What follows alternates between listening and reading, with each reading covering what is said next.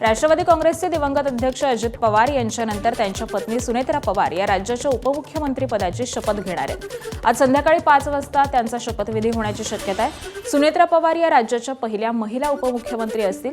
या शपथविधीआधी दुपारी 2 वाजता विधान भवनामध्ये राष्ट्रवादी काँग्रेसच्या विधिमंडळ पक्षाची बैठक होणार आहे। तर या बैठकीमध्ये सुनेत्रा पवारांची राष्ट्रवादीच्या विधिमंडळ पक्षाच्या गटनेतेपदी निवड करण्यात येईल। या बैठकीबाबत पक्षाचे प्रदेशाध्यक्ष सुनील तटकरे यांनी विधिमंडळामध्ये अधिकृत पत्रही दिले। तर आजची बैठक आणि शपथविधीसाठी सुनेत्रा पवार काल रात्री बारामतीमधून मुंबईमध्ये दाखल झाल्यात। दरम्यान राष्ट्रवादी काँग्रेस पक्षाबाबतचा कोणताही निर्णय हा राष्ट्रवादी पक्षच घेईल। राष्ट्रवादी पक्षाच्या त्या निर्णयांना आमचा पाठिंबा असेल, असं मुख्यमंत्री देवेंद्र फडणवीस यांनी स्पष्ट केलंय। राष्ट्रवादीच्या नेत्यांनी माझ्यासोबत 2 वेळा चर्चा केली, पण कोणत्याही मुद्द्यावरचा अंतिम निर्णय हा राष्ट्रवादी काँग्रेस पक्षच घेईल, अशी प्रतिक्रिया फडणवीसांनी दिली आहे। कुठलाही निर्णय जो काही घ्यायचा असेल तो राष्ट्रवादी काँग्रेस पक्ष घेईल आणि राष्ट्रवादी काँग्रेस पक्ष जो निर्णय घेईल त्याच्या पाठीशी आम्ही उभे राहू, सरकार म्हणून आणि भारतीय जनता पार्टी। त्यामुळे मी आत्ता आपल्याला एवढंच सांगू शकतो की अजितदादांचं कुटुंब असेल किंवा राष्ट्रवादी काँग्रेस पक्ष असेल, याच्या पाठीशी आम्ही पूर्णपणे उभे आहोत। त्यांचे जे काही निर्णय होतील त्या निर्णयांना योग्य ते समर्थन आमच्याकडनं असेल। उपमुख्यमंत्री अजित पवारांच्या निधनानं दोन्ही राष्ट्रवादी काँग्रेस पक्षांना मोठा धक्का बसलाय। अकाली झालेली दादांची एक्झिट आणि शरद पवारांचं वाढतं वयोमान यामुळे राष्ट्रवादीमध्ये नेतृत्वाचा प्रश्न निर्माण झालाय। त्यामुळेच की काय दोन्ही राष्ट्रवादीच्या नेत्यांमध्ये पक्ष विलीनीकरणाची चर्चा ही जोरात रंगू लागली आहे। दोन्ही राष्ट्रवादीच्या विलीनीकरणाच्या चर्चांना वेग आलेला असून पक्ष एकत्रीकरणाचा निर्णय हा पवार कुटुंब एकत्र बसून लवकरच घेतील, अशी सूत्रांची माहिती आहे। मात्र अंतिम निर्णय हा शरद पवारच घेतील असं समजतंय। पक्ष एकत्रित करण्याच्या आधीच्या चर्चांमध्ये पवार काका पुतण्यासह सुप्रिया सुळे, जयंत पाटील, अमोल कोल्हे, शशिकांत शिंदे हे सहभागी झाले होते। मात्र आता अजित पवार नसल्यामुळे पवार कुटुंबीय एकत्र बसून हा निर्णय घेणार असल्याचं सांगण्यात येत आहे। 100% चर्चा झाली होती का? तर झाली होती। आज मी राजकीय बोलत नाही, तर राजकीय फायदा उठवण्याचा भाग घेतो। गेलेल्या माणसाचा अपूर्ण स्वप्न पूर्ण करण्यासाठी काही त्याग करायचा लागला तरी करण्याची भावना ठेवून दोन्ही पक्षाच्या नेत्यांनी आता एकत्र येणं गरजेचं आहे। बैठका 10-12 झाल्या होत्या। शेवटची बैठक आमची झाली पाटलांच्या निवासस्थानी झाली। जिल्हा परिषद पंचायत समिती झाल्यानंतर अगोदरच विलीनीकरण करण्याच्या बाबतीमध्ये चर्चा करून फायनल झाला होता। निर्णय काय घ्यायचा पवार साहेबांचे विचारून आपण निर्णय घ्यायचा अशी भूमिका आमची फायनल झाली होती। खूप दिवसापासून मला वाटते दादांच्या त्यांच्या बैठका होत होत्या हे आपल्यालाच माहीत आहे।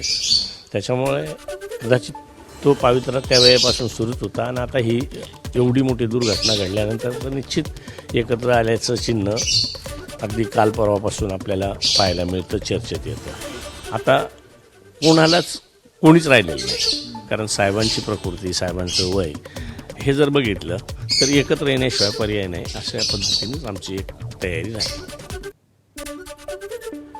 राष्ट्रवादीच्या प्रमुख नेत्यांची बैठक होणार आहे, याबाबतची माहिती राष्ट्रवादीचे प्रदेशाध्यक्ष सुनील तटकरे यांनी दिली आहे। राष्ट्रवादी पक्षाचे नेतृत्व ही सध्याची प्राथमिकता असून राष्ट्रवादी पक्षाचं राष्ट्रीय अध्यक्षपद हे पवार कुटुंबाकडेच राहावं असाही मतप्रवाह आहे। त्यामुळे प्रफुल्ल पटेलांऐवजी अनेकांची सुनेत्रा पवारांच्या नावाला पसंती आहे। त्यामुळे सुनेत्रा पवारांकडे राष्ट्रवादीचं राष्ट्रीय अध्यक्षपद दिलं जाण्याची शक्यता आहे। तर दोन्ही राष्ट्रवादी एकत्र येण्याची प्रक्रिया देखील सोबतच सुरू होणार असल्याचं कळतंय। उद्या दुपारी 2 वाजता विधिमंडळ राष्ट्रवादी काँग्रेस पक्षाची बैठक मध्ये प्रदेश अध्यक्ष म्हणून मी त्या ठिकाणी बोलवलेली आहे। त्याला ते सर्व आमदार, विधानसभा, विधान परिषदे उपस्थित राहतील। त्याचबरोबर ती खासदार उपस्थित राहतील आणि यांच्या सर्वांच्या उपस्थितीमध्ये ती बैठक त्या ठिकाणी पार पडेल। विधिमंडळ पक्षाचा नेता निवडला जाईल, त्याची माहिती माननीय मुख्यमंत्री महोदयांना देण्यात येईल आणि त्याच्या संदर्भातला निर्णय मुख्यमंत्री घेतील। विधिमंडळ पक्षनेता ठरवण्यासाठी आज बैठक होणार असल्याची माहिती छगन भुजबळ यांनी दिली आहे। या बैठकीमध्ये निर्णय झाल्यास उपमुख्यमंत्री पदासाठी सुनेत्रा पवार यांचा आजच शपथविधी होणार आहे। उपमुख्यमंत्री पदासाठी सर्व स्तरामधून सुनेत्रा पवार यांच्या नावाची मागणी होत असल्याची माहिती देखील भुजबळ यांनी दिली।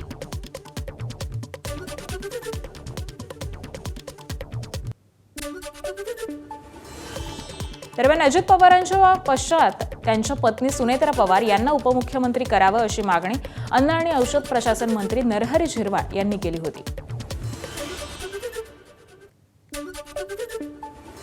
का अनेकांचं म्हणणं का आता सुनित्राताईंना दादांच्या जागेवर त्या ठिकाणी आणलं गेलं पाहिजे किंवा पवार फॅमिली पुढं असेल तरच आपला टिकाव आहे. मी मंत्री आहे एका विभागाचा, मी काम करू शकतो माझ्या मतदारसंघाचं, फार तर जिल्ह्याचं, पण ज्या पटीत ज्या तुडीत तर त्यांची बरोबरी आपण नाही कोणी करू शकत. इतरही तशाच पद्धतीचे आहेत. म्हणून दादांच्या जागेवर सुनित्राताईंना उपमुख्यमंत्री करावं अशा पद्धतीनं कालचं अनेक ठिकाणच्या चर्चा होत्या. राष्ट्रवादीचं नेतृत्व कोण करणार हे आज ठरणार असल्याची माहिती सहकार मंत्री आणि राष्ट्रवादीचे नेते बाबासाहेब पाटील यांनी दिली आहे. राष्ट्रवादीच्या सर्व आमदारांची आज मुंबईमध्ये बैठक होणार आहे. या बैठकीमध्ये नेतृत्व कुणी करावं यावरती शिक्कामोर्तब होणार असल्याचं देखील त्यांनी स्पष्ट केलंय.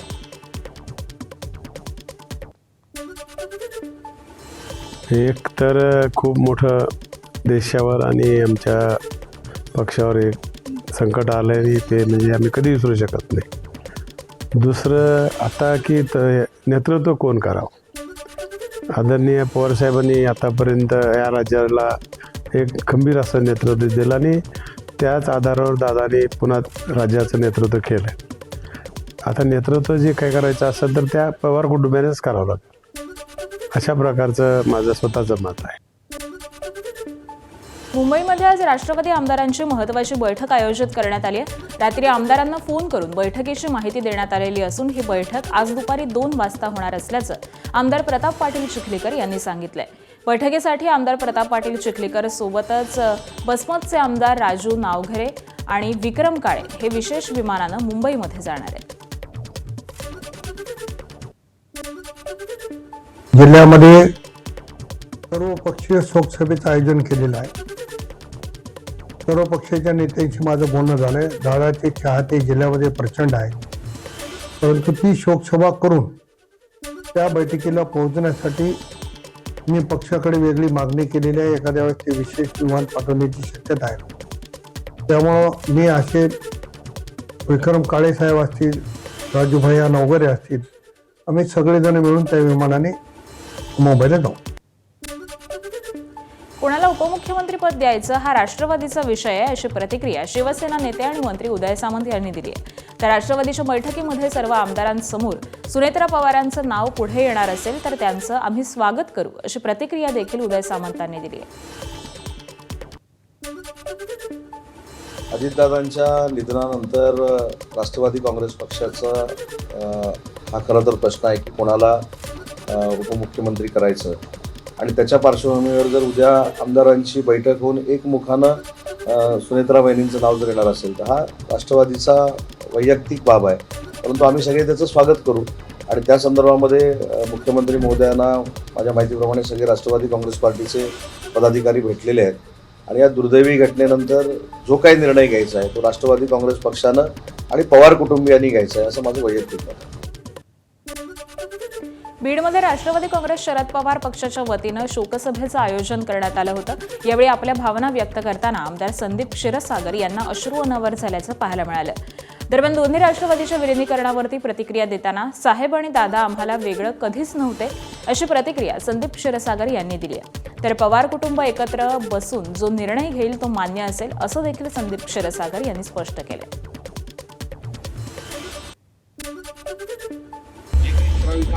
ते बोलताना आम्ही सांगत होतो साहेबांना की आपण एकत्रच दादांच्याच हातात तुम्ही हा विषय करा. पवार साहेब असतील, सुप्रियाताई असतील, सुनेत्राताई असतील, ते नक्कीच त्यांच्या ह्या काही दिवसामध्ये एकत्र बसून जे काही निर्णय करतील त्या निर्णयासोबत आपण एकच. मी तर जसं राजकारण माझं सुरुवात केली पवार कुटुंबाशिवाय मला काही दुसरं काही दिसत नाही. राज्याचे 6 वेळा उपमुख्यमंत्री राहिलेले अजित पवार यांच्या विमान अपघाताची केंद्र सरकारनं सखोल चौकशी केली पाहिजे अशी मागणी शिवसेनेचे नेते रामदास कदम यांनी केली आहे. विमान धावपट्टीवरती न येता तिरकं का झालं, आवाज वेगळा का येत होता अशी चौकशी होणं आवश्यक आहे. अन्यथा विमान हे असुरक्षित प्रवासाचं साधन असल्याचा गैरसमज होऊ शकतो, असं मत हे रामदास कदम यांनी व्यक्त केलं आहे.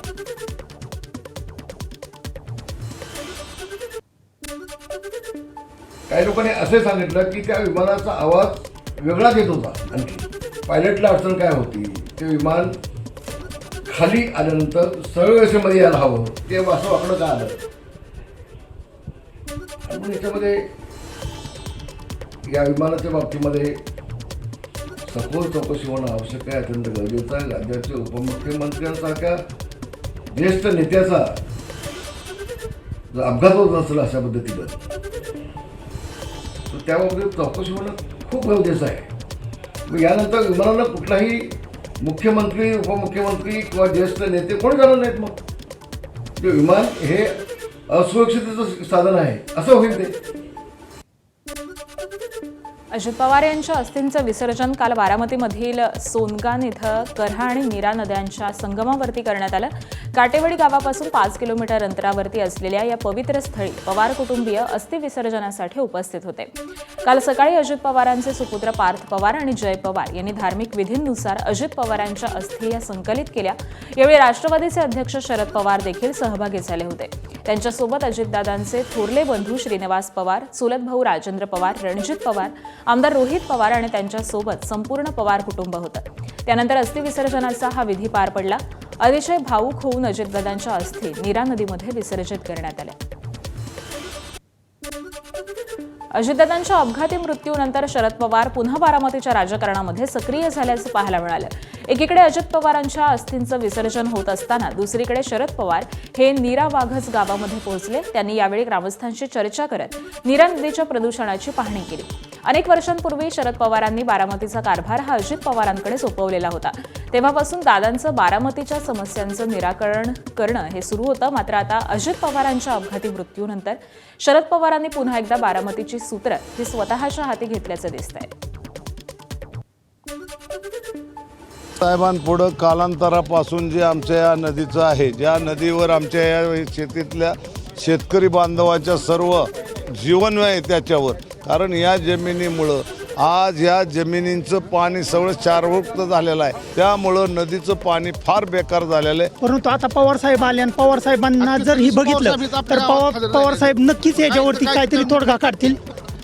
पवारसाहेब हे काय तर निर्णय कुठल्या पद्धतीने काढणार असते. 30 वर्षाच्या युवकात पण स्पिरिट, एक चैतन्य निर्माण झाले. जे 2-3 दिवस आम्ही एक प्रकारच्या धक्क्यात होतो, या धक्क्यानं सावरण्यासाठी एक पवारसाहेबांनी स्पिरिट दिले. अजितदादांच्या अपघाती मृत्यूनंतर शरद पवार पुन्हा बारामतीच्या राजकारणामध्ये सक्रिय झाल्याचं पाहायला मिळालं. एकीकडे अजित पवारांच्या अस्थींचं विसर्जन होत असताना दुसरीकडे शरद पवार हे नीरा वाघस गावामध्ये पोहोचले. त्यांनी यावेळी ग्रामस्थांशी चर्चा केली आणि नदीच्या प्रदूषणाची पाहणी केली. अनेक वर्षांपूर्वी शरद पवारांनी बारामतीचा कारभार अजित पवारांकडे सोपवला होता. तेव्हापासूनच दादाच बारामतीच्या समस्यांचं निराकरण करत होते. मात्र आता अजित पवारांच्या अपघाती मृत्यूनंतर शरद पवारांनी पुन्हा एकदा बारामतीची सूत्र ही स्वतःच्या हाती घेतल्याचं दिसतंय. महाराष्ट्राचे उपमुख्यमंत्री अजित पवारांचं बुधवारी अपघाती निधन झालं, ज्यानंतर महाराष्ट्र हळहळला. राष्ट्रवादी काँग्रेसमधील वरिष्ठ नेते गेल्या काही महिन्यांतील चर्चेच्या आठवणी प्रसंग हे सांगतायत. अशातच शरद पवारांचे वर्गमित्र असलेले विठ्ठल मणियार यांनी शरद पवारांची सध्या काय मानसिक स्थिती आहे, शरद पवार, अजित पवार, काका पुतण्यांचं नातं हे कसं होतं ते एबीपी माझाशी बोलताना उलगडून सांगितलंय.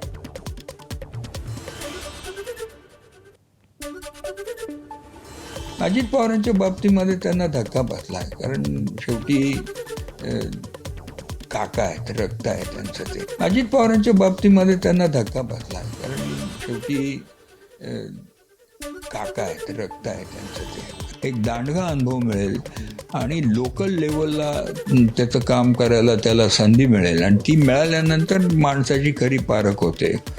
तसं त्याप्रमाणे त्याला सहकारी साखर कारखान्याचं संचालक केलं, पुढं तो चेअरमन झाला आणि त्यानंतर त्यांनी जी काही राजकारणामध्ये येण्याची झेप घेतली, त्यांना त्यावेळेला साहेबांना जाणवलं की हा एक प्रॉपर असा सबस्टिट्यूट किंवा माझा वारस म्हणा, सबस्टिट्यूट म्हणा होऊ शकतो. त्यांना खात्री होती की यानंतर म्हणजे अजित कुठेही असो तो मी जी लिगसी आहे तो पुढे नेईल, कुठल्या पार्टीत असो कसेही असो.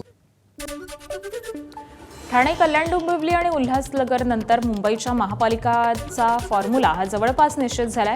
मुंबईमध्ये महापौरपद भाजपकडे, स्थायी समिती अध्यक्षपद भाजपकडे, तर उपमहापौरपद हे शिवसेनेला मिळण्याची शक्यता आहे. मुख्यमंत्री देवेंद्र फडणवीस, उपमुख्यमंत्री एकनाथ शिंदे आणि रवींद्र चव्हाण यांची बैठक झाली आणि त्या बैठकीमध्ये हा फॉर्म्युला ठरल्याची माहिती मिळतेय. तर येणाऱ्या काळामध्ये महापौर आणि स्थायी समिती अध्यक्षपद हे शिवसेनेला देखील मिळू शकतं, मात्र सध्या भाजपकडे राहण्याची शक्यता ही जास्त आहे. प्रभाग समिती संदर्भामध्ये स्थानिक पातळीवरती निर्णय घेण्यात येणार असून ठाणे, कल्याण, डोंबिवली, उल्हासनगरमध्ये शिवसेनेचा महापौर आणि भाजपचा उपमहापौर राहणार आहे. तर मुंबईमध्ये भाजपचा महापौर आणि शिवसेनेचा उपमहापौर होण्याची शक्यता आहे. चंद्रपुरातील काँग्रेसमधील अंतर्गत वादाचा फटका पक्षाला बसण्याची शक्यता आहे, कारण काँग्रेसमधील अंतर्गत वादामुळे नगरसेवक भाजपच्या संपर्कात असल्याचा दावा भाजप आमदार किशोर जोरगेवार यांनी केला आहे. काँग्रेसशिवाय इतर 15 नगरसेवकांच्या जोरावरती चंद्रपूरमध्ये सत्ता स्थापन केली जाऊ शकते असा विश्वास जोरगेवार यांनी व्यक्त केला आहे. भाजपकडून प्रयत्न तीच आहे जे जुने होते की या ठिकाणी 15 जे वेगळे आहेत काँग्रेस आणि भाजप सोडून त्यांना सोबत घेऊन चंद्रपूरच्या विकासासाठी एक स्थिर सरकार देण्याची, महापौर करण्याची आमची भूमिका आहे. दुसरा पर्याय आता निर्माण झालेला आहे. काँग्रेस ही विभाजित झालेली आहे, त्याचे एकदम सरळ 2 तुकडे झालेले आहेत. त्याच्यामुळे काँग्रेसचे दोन्ही भागातले काही नगरसेवक जे निर्वाचित आहेत काँग्रेसच्या या अशा वागणुकीमुळे नेत्यांच्या दुःखी आहे आणि त्यांनाही असं वाटतं की या ठिकाणी भारतीय जनता पार्टीने नेतृत्व करावं, त्यामध्ये आपण सहभागी व्हावं. आम्हाला काही संधी शोधण्याची आवश्यकता नाही. आमच्या तो 2 पर्याय आहेत, जसं आम्ही सांगितलं, एक उभाटा, वंचित आणि अपक्ष, जो 10चा एक गट तयार झालेला आहे. त्यांच्यासोबतही आमचं बोलणं सुरू आहे. त्यांच्या काही मागण्या आहे, त्याच्यावर आमची चर्चा त्या दिवशी झाली माननीय मुख्यमंत्र्यांच्या समोर. पुढच्या काळामध्ये आम्ही या दोन्ही शक्यतांना घेऊन पुढे जाऊ. एकीकडे ठाकरेंच्या शिवसेनेचे खासदार काँग्रेससोबत चंद्रपूर महानगरपालिकेबाबत सकारात्मक चर्चा झाल्याचं सांगतायत, तर दुसरीकडे ठाकरेंच्या शिवसेनेचे चंद्रपूरचे जिल्हाध्यक्ष संदीप गिऱ्हे यांनी भाजपसोबत देखील जाण्यास तयार असल्याचं म्हटलंय.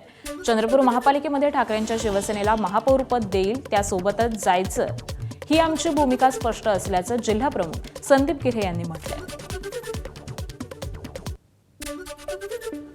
आपण आम्हाला शिवसेनेला इथे महापौर द्यावे, जेणेकरून येणाऱ्या लोकसभेला, विधानसभेला शिवसैनिक महाविकास आघाडीच्या पाठीशी उभे राहील आणि ताकदीशी काम करेल. एक चांगला मेसेज जाणार असं त्यांना आम्ही विनंती केली. मान्य विजू वडेट्टीवारांना सुद्धा आम्ही ते विनंती केली आहे की आम्हाला महापौर करा, आम्हाला आशीर्वाद द्या. त्याच्यानुसार ते चर्चा सुरू आहे. बघूया 1-2 दिवसात काय निर्णय येईल.